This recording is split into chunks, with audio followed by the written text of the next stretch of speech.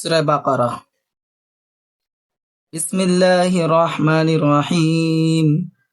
আলিফ লাম মিম।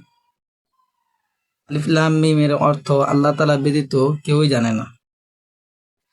যালিকাল কিতাবু লা রাইবা ফীহ।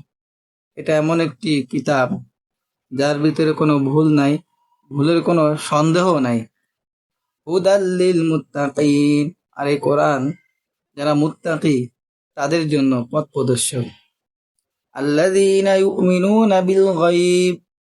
তাদের জন্য পথ প্রদর্শক যারা অদৃশ্য বিষয়ের প্রতি বিশ্বাস রাখে, ঈমান রাখে।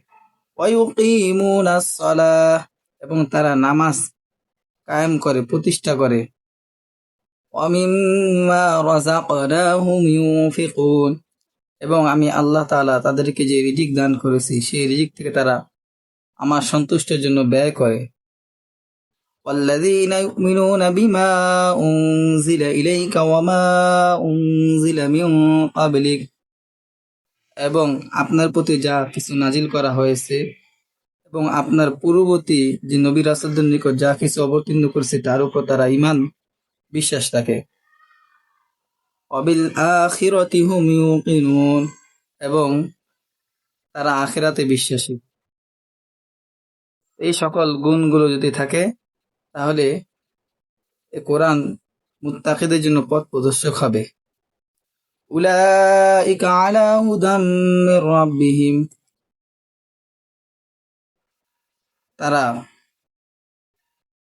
আল্লাহ তাআলার পক্ষ থেকে হেদায়েত প্রাপ্ত। উলাইকা হুমুল মুফলিহুন। আর এরাই সফল কাম যারা নামাজ কায়েম করবে, আল্লাহ তাআলা যে রিজিক দান করেছে সেই রিজিক থেকে ব্যয় করবে এবং আল্লাহ রাসূলের নবী করিম সাল্লাল্লাহু আলাইহি সাল্লামের প্রতি যা কিছু নাজিল করা হয়েছে তার উপর বিশ্বাস রাখবে এবং পূর্ববর্তী নবীদের উপর যা কিছু অবতীর্ণ করেছে তার উপর বিশ্বাস রাখবে এবং এর উপর আমল করবে। তারাই কিয়ামতের ময়দানে সফল কাম হবে এবং তারাই হেদায়েত প্রাপ্ত।